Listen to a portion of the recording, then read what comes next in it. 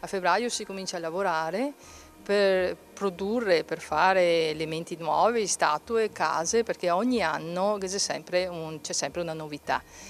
E di conseguenza casa nostra è Natale tutto l'anno. Questo è un po', diciamo, è il nostro modo di dire. Statue in argilla realizzate dal marito Nereo, così come le case in polistirene. A colorare il tutto ci pensa Alice sulla base di un lavoro di ricerca e progettazione molto accurata. Da 10 anni a realizzare il presepe della chiesa di Gazzo ci pensano loro, che quest'anno, su iniziativa dell'amministrazione comunale, hanno dato vita a un laboratorio dove si è realizzato un Gesù bambino, la statua più importante ma anche impegnativa. Noi, come amministrazione comunale, vogliamo che questa tradizione continui e abbiamo deciso di sostenere un laboratorio dove Nereo e Licia possano trasmettere la loro passione, le loro competenze ad altre persone, perché questa tradizione venga mantenuta e arricchita sempre. Un presepe ricco di simboli e di riferimenti ai testi sacri, ambientato nel paesaggio rurale veneto del primo Novecento.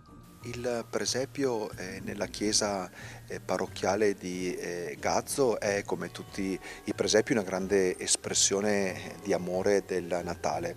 È un presepio molto ricco e di storia, di tradizione che alcuni cittadini di questa comunità da tanti anni stanno tramandando con l'arte di realizzare statue ed angoli di presepio. Di anno in anno sono stati aggiunti elementi che caratterizzavano la vita della campagna veneta e che parlano della tradizione anche del fare il Natale, del celebrare il Natale anche attraverso il presepe, e contemplando con gli occhi del cuore e del corpo il mistero dell'incarnazione